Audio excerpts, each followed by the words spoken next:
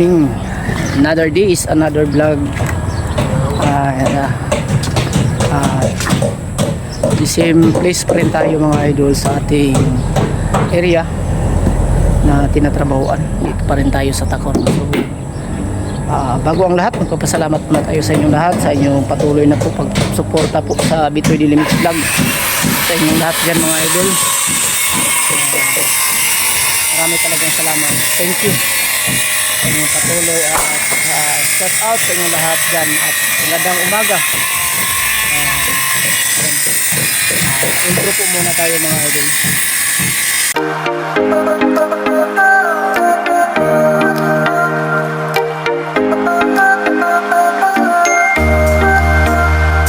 Mga idol, ito po ang nagaganap dito sa aming area. So ngayong araw na ito ay bali umaga kasi ngayon ay ang ginagawa namin kasi ngayon dito mga idol is nagawa kami ng mga pugma para na po dito sa siding. Yan, so pakita natin yung sa gilid na po ng ating, yan sa gilid tangan paikot, sa gilid lahat yan paikot. Nagawa muna tayo ng mga purma. Yan, yung tawag natin purma kasi yung materials natin ay noong isang araw pa natin ini-request or ni-order ay hindi pa dumarating. So pipilitan tayong maghanap ng ibang mga opsyon dito o paraan at least may gagawin yung ating mga trabahante. So ito, noona may kakaunti pa namang natitira dito na mga plywood ay aming gagawin na pang siding muna para at least makabit siya ng mabuti dito at makapagtrabaho din ng iba. So yan, at ito yung ginagawa nila mga idol. So si Boss Philip, morning, and siya po yung nagka-cut dito sa plywood. Tapos sila, ito si Badjun and si Red, silang dalawa dito yung gumagawa ng mga purma para sa gilid. So kami naman ay patuloy kami yung magkakabit, sila yung tagagawa dito. So yan, at titingnan natin yung sa taas para masilip natin kung anong gagawin. May tira pang dalawang plywood dyan. So, ang dami pang kulang, oh. Daming plywood na kulang.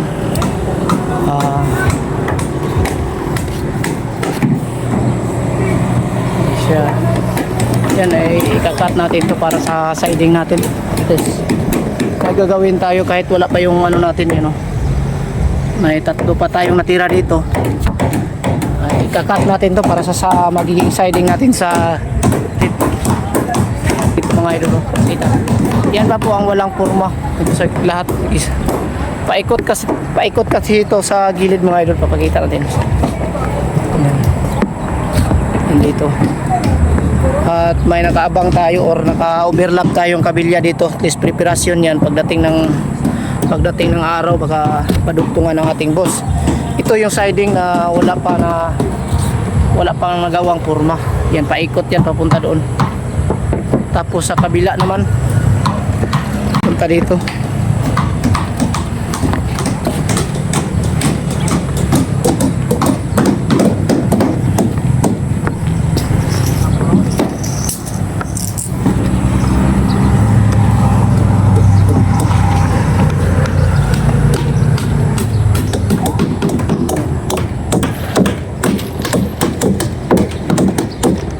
Tayo doon, pati sa harapan ay wala pa pong purma tayo na ginagawa. Saka ito yung ginagawa namin idol na kahoy. Matibay talaga siya kasi wala po talagang hindi po tayo magalinlangan pagkat lalo na pag mixer yung gagamitin natin, transit mixer. Kailangan natin matibay kasi kung mamalasin tayo baka bumigay yung ating mga tukod sa ilalim. Kaya minabuti nating matibay talaga kasi mahirap na sa huli natin baka diyan na natin masisi ang ating sarili na kung bakit hindi natin inibayan ang magawa. So sa amin kasi hindi kami gusto na paulit-ulit yung trabaho namin. Kailangan talagang ginagawa namin yung sakto para kung anong dapat kasi pagdating ng buhusan kasi mga idol hindi tayo yung iba kasi gusto lang nila yung kahit may sahig lang basta mabuhusan, pero sa amin hindi pwede yan ganyan kasi inaalala natin yung pagdating ng buhusan, baka bumigay yung trabaho natin. Sinong sisisihin dyan? Yung hindi tayo, kami yung sisisihin pag masira yung trabaho. Kaya mas maaga pa, para sa amin, binabuti namin yung trabaho para walang sisihan pagdating ng buhusan, pagdating ng pagbuhos ng slab. Thank you, sana ay naintindihan ng ating amo at saka ng ating mga viewers kung bakit ang daming kahoy. Daming kahoy, pero ganyan talaga yung standard mga idol. Daming kahoy. Ganyan. Kulang pa nga yan ng tukod mga idol. Tingnan mo yung layo pa, ang layo ng tukod dyan. Yan ang poste. Yan. Tingnan nyo mga poste ng kahoy. Nasa 5 feet yan, pero dagdagan pang siguro sa isang buong kwarto, dagdagan namin ng mga siyam na poste lang para maging sapat na siya sa tibay. Pati dito sa gilid mga idol, hindi pa namin naliting ito. Ito yung sa harapan. Kita nyo yung sa harapan.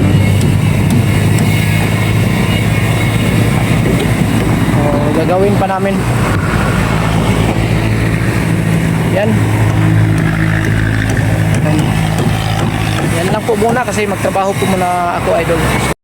Ayan, magbigay tayo ng konting tips idol dito sa ating trabaho. So ganito, katulad nitong sitwasyon mga idol o ganitong makikita nyo. Ayan o, papakita. Ayan, daming dumi-dumi. Ayan o. May mga kinain ng ano natin, lagari, kinain ng mga kahoy na lagari kasi hindi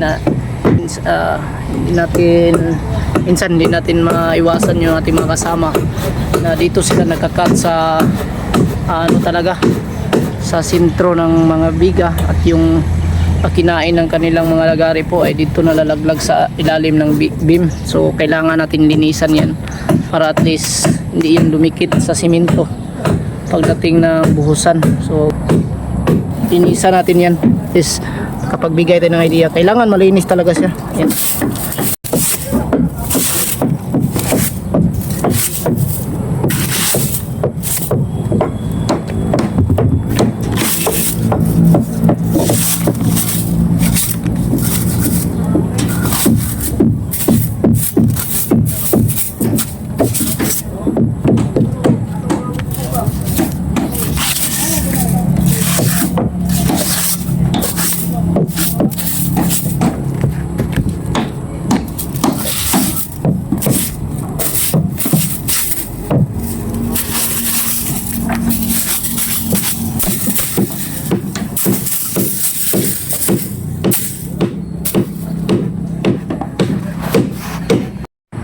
Dito mga idol, papakita natin yung paano baba yung aming kabilya para sa biga. So tulad yung sinasabi natin nung una, ay pagkatapos natin na malagyan ng mga siding or siding sa loob, ayan o, tapos na po yung siding sa loob.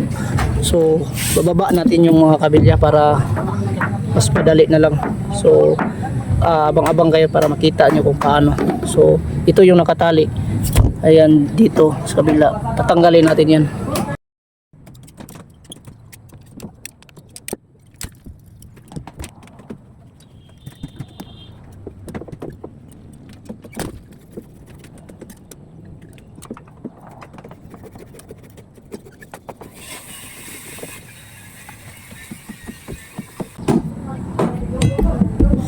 So yan po ang ating sample mga idol. At baba, nakaangat pa yung mga kabilya, paikot. So yan o. Pagdating dito, tingnan nyo, pantay halos na siya.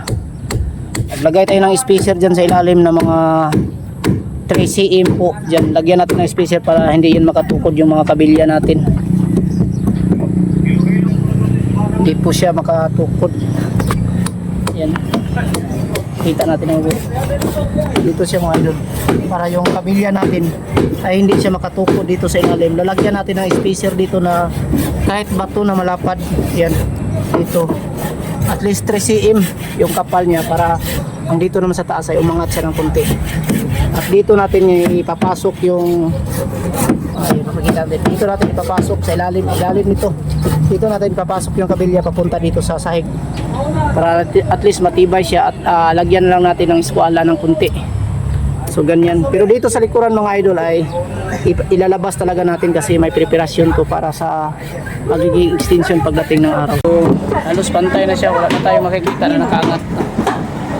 Wala na nakaangat na kabilya na masyadong sobra. Ayan, ayan na lang oh. Yan dalawa yan at saka yan pati dito.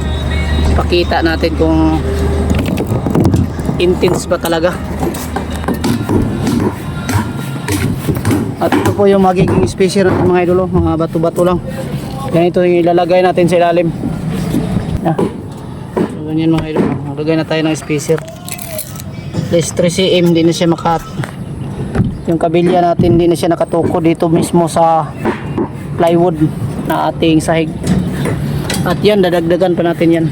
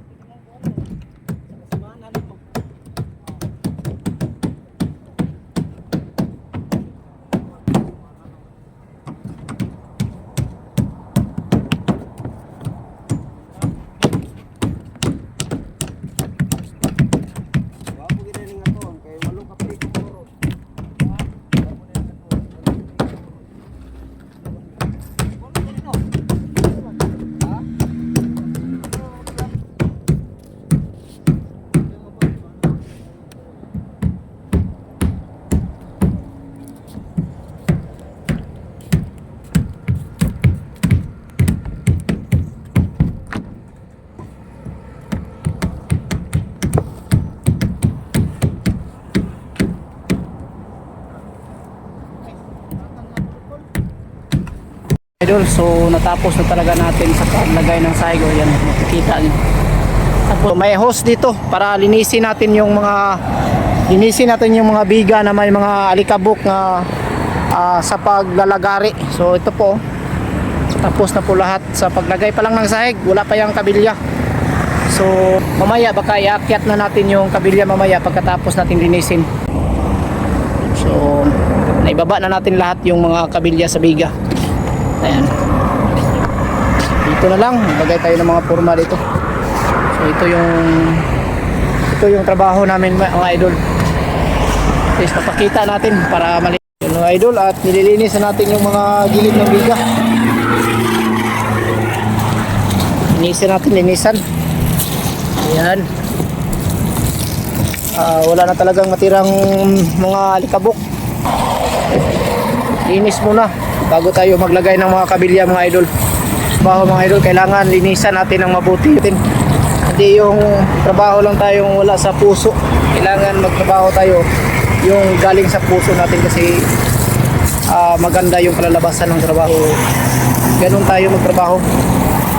Sa aking mga mahal na mga viewers, maraming salamat sa inyong suporta. Kasi sulit talaga kayo. At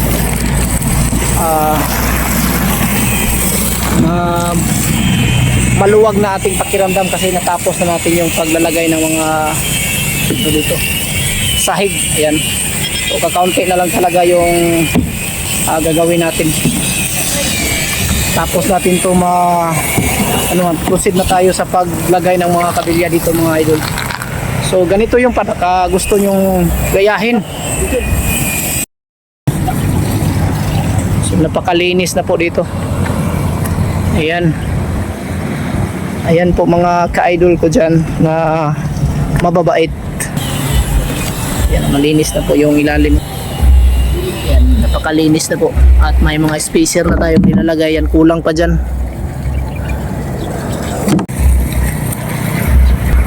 Yan.